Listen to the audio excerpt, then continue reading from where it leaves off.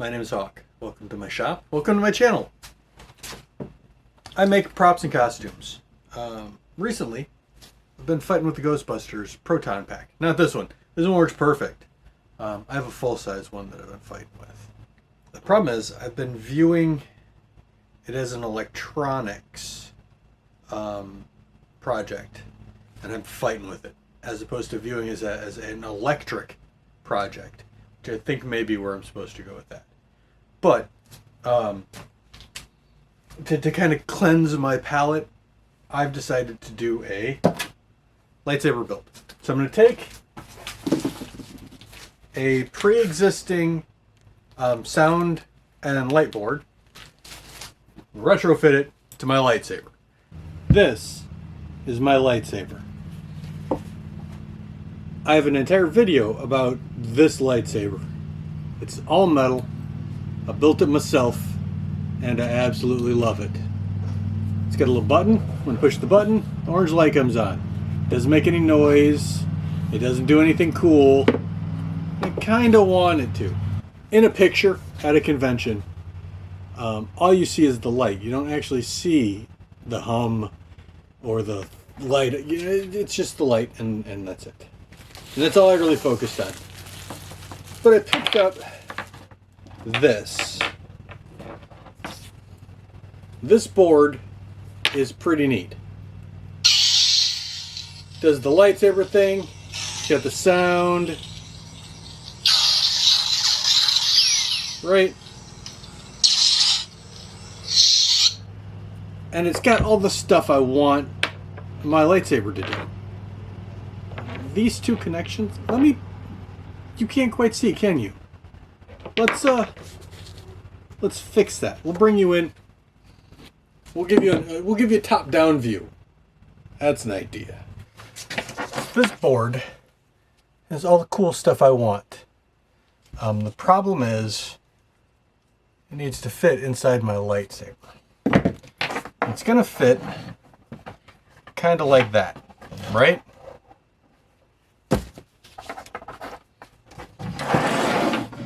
It's gonna fit like that. So these are JST connectors.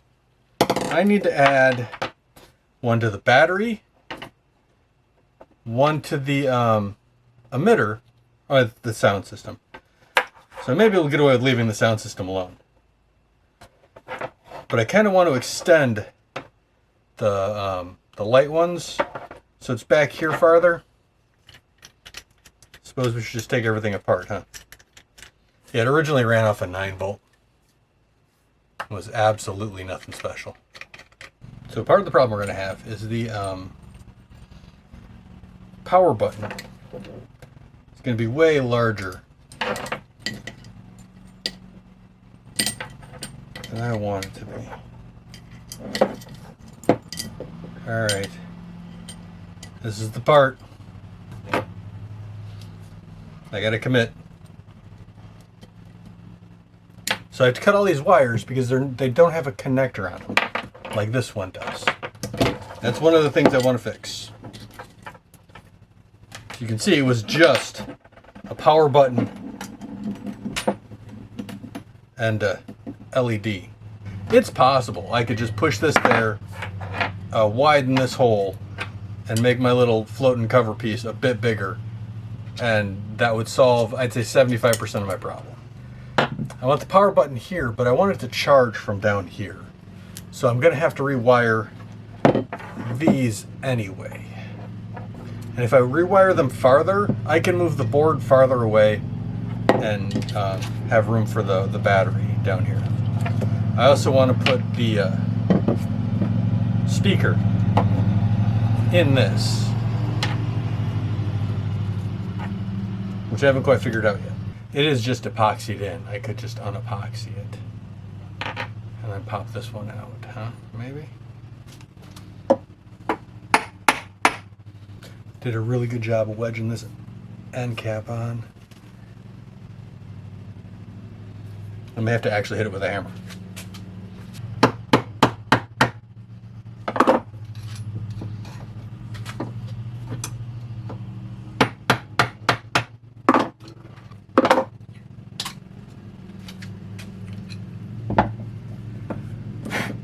this is a really nice recess. That speaker almost perfectly falls into. Look at that. That is almost perfect. And then I like that. These are really good. I just want to make them longer. Okay, step one. I need to add this style connector on the speakers. Step two. I need to, well, first thing I need to do is disconnect the power supply, because the last thing you want to do is deal with any electronics with power going to it. These two wires are relatively unlabeled. Well, yeah, they're unlabeled. And I believe they're directional because they're part of the speaker. So,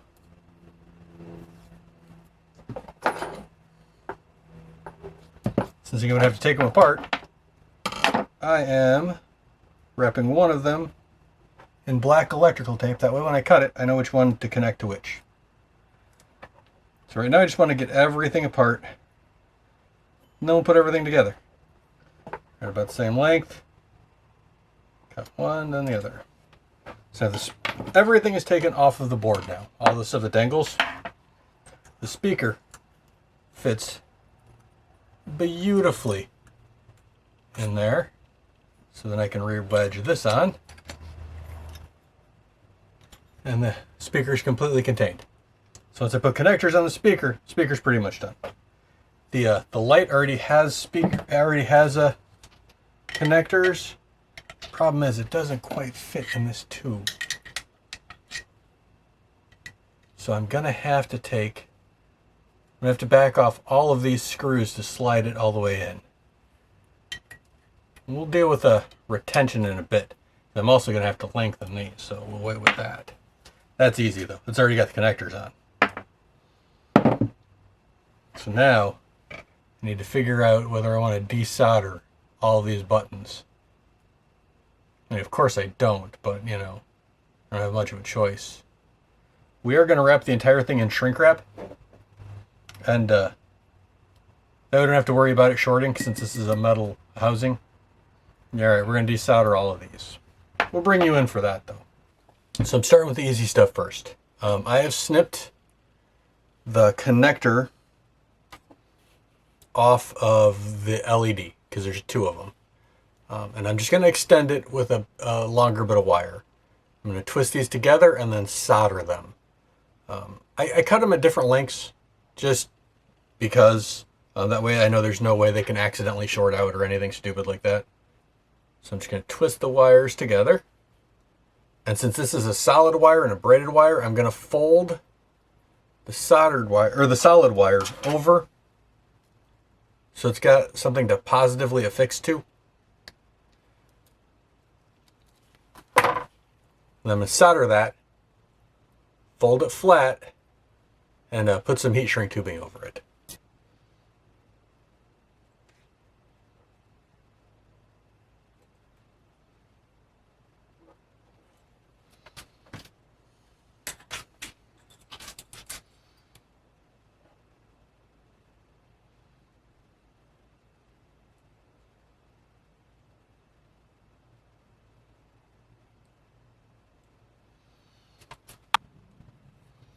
Alright, then a little bit of heat gun, and that should look pretty fantastic.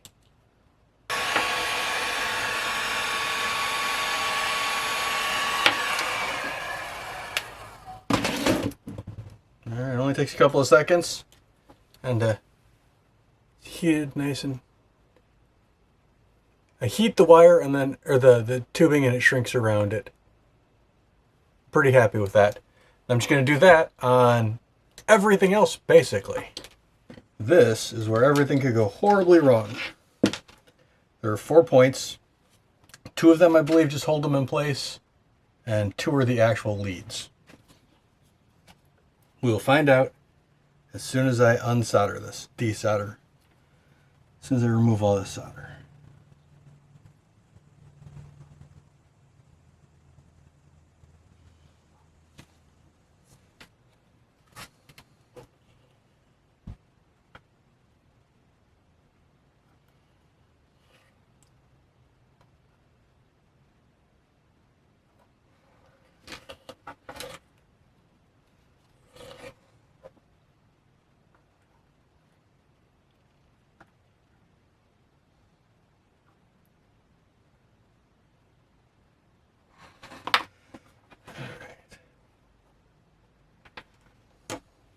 Need a little more view. So all I'm doing, by the way, let me see if I can give you just a little better view. So this is solder wick. It's just braided copper. And because it's braided, it tends to pull solder into it. And all I'm doing is heating up each of these individual pads. Let's see if we can get you even just a little closer.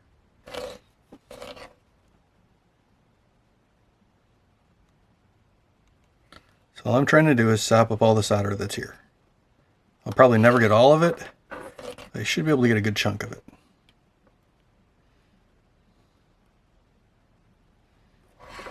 I'm also trying to not overheat the component itself. It's a fine balancing act.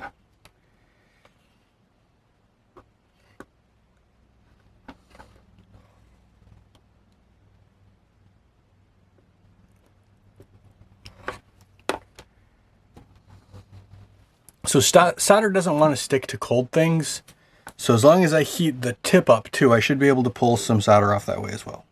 Because the solder is going to want to stick to the iron. I have a magnifying glass. I'm going to need to do this. Just because I want to make sure I'm not, you know, messing anything up. So they make a little vacuum you can use to heat it up, and they push it in. It pulls all the solder away. You got to be quick. It's one of these. And the way this works is I heat up the solder, put that on, and that just kind of pulls it up. I can keep using the solder wick and it'll work, but I think this might just be a little faster. And in electronics, faster is usually better for the components. It does really look like the only place I have solder still is this one connecting post. So I'm just going to keep going back and forth between the solder wick and the vacuum, and keep going until it's out.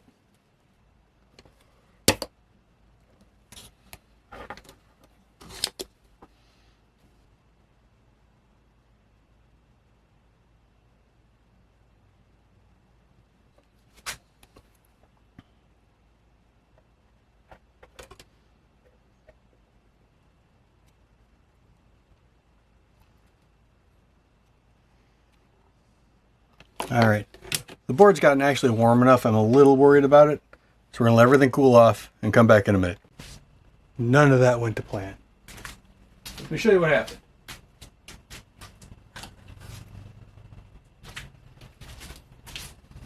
So I'm trying to desolder these pieces here, right? But if you notice, these are straight lines and circles. So in each of those holes is a bunch of solder.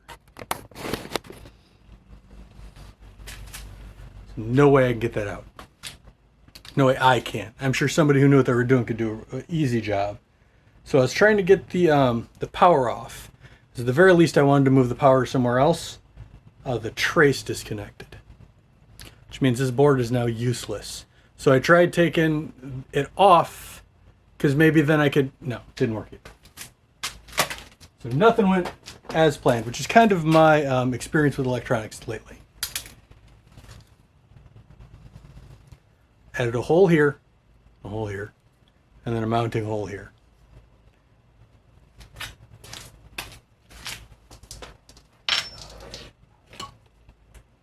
And then I wrapped the whole thing in heat shrink, so I don't have to worry about accidentally shorting everything.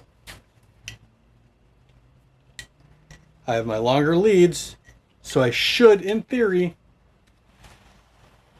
it's hot, be able to just put everything together. As far as the button goes, it's not what I wanted, and I don't like how it looks. I can fix it later. I think it's a minute thing on the overall lightsaber. So I am going to bring you over.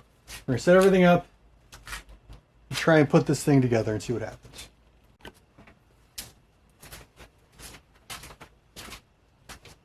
I have no idea how long this video is, by the way. I've been working on this for days. But I think filmable, not that much. This has definitely been a project.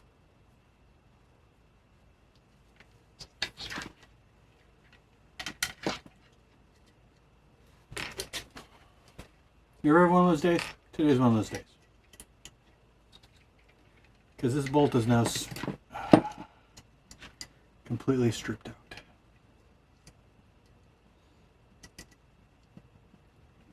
I'm telling you, sometimes in the windshield, sometimes you're the bug.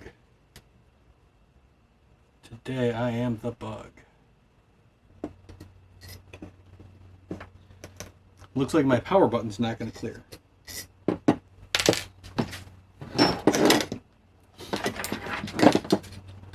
I could cut another one of these, make it solid, mount it here, and then just put everything right there. I liked the button up here. Right here is fine, but it brings the whole thing down a bit in the hand. I don't know. I'm just not sure yet. I tend to have these things all thought out before I get to this point. But for some reason, this project, all of my electronics recently have just been unpleasant projects.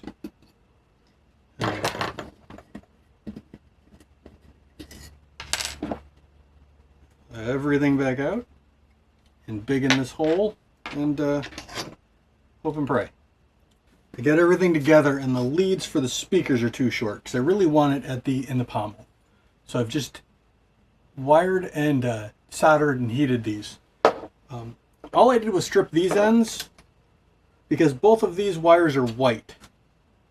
And one of them needs to be positive, one needs to be negative, I think. If they're anything like a normal speaker, that's kind of how they work.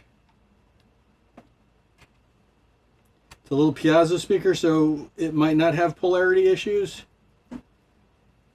We'll find out. So before I solder anything else back together, I'm just going to wrap the ends around, turn it on, and see if I hear sound.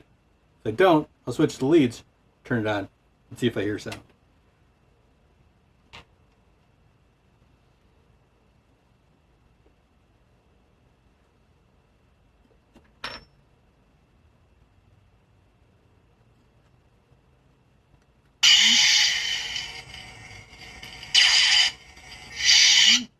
That's promising.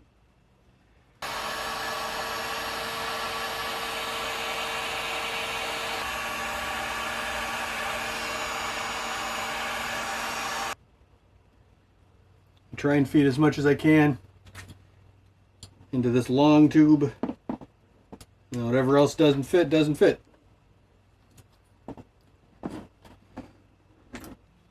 I forgot to put my comm clip back on. Alright, that's important. All this needs to come out again. Of course, all the wires are already way in there.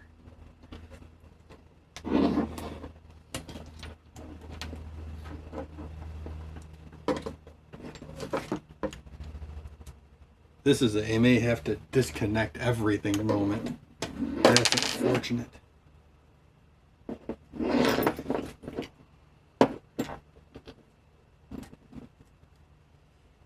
Maybe not.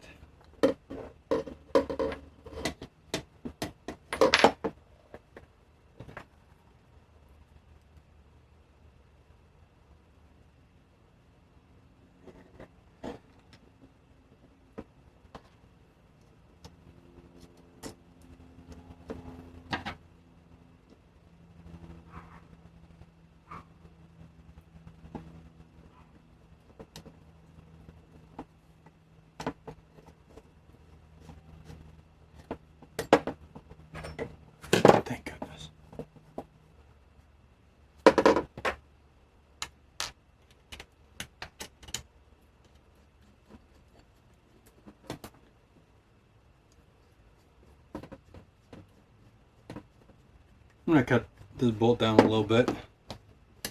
But I'd say about 50%. And then we'll be done.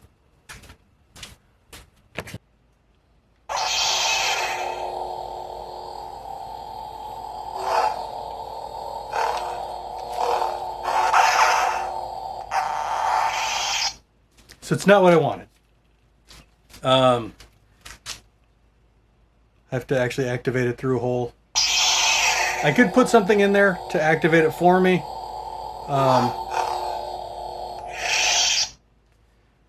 But I'm not gonna. Speaker fits perfectly in the bottom. This set screw causes my blade to tilt down a little bit. I don't think it's that big of a deal. I tend to hold it like this in pictures anyway, so it looks straight up and down. Happy with it? No. But it's passable. It's like a $60 soundboard. 40 to 60, depending on where you get it. I'll put links in the doobly for all of this. It isn't exactly what I wanted. It didn't come out exactly how I had hoped. But it's better than it was. And in the end, that's really all we can hope for. It's been a rough little bit. We'll get through it. I always do. It's probably the heat. Numbers. Probably a combination of a bunch of stuff, actually. But, like I said, we'll get through it. If you're into this kind of thing, I do this kind of thing often. Maybe think about subscribing. If you enjoyed the video, maybe give it a like. Yeah, I guess that's it. Hope to see you next time.